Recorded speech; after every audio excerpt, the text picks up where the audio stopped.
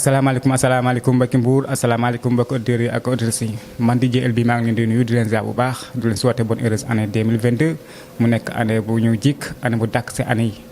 di leen souhaiter encore une fois samay soppi samay fans samay xarit di leen ñaanal di leen souhaiter bonne heureuse année 2022 mu nekk année bu ñu jik année bu xéewal bu barke bu neex bu dàkk année fi jógee merci man la DJ El bi di leen fa soppi fans yi xaaral maa ngi ñëw si yeneen affaire yu bees tàkk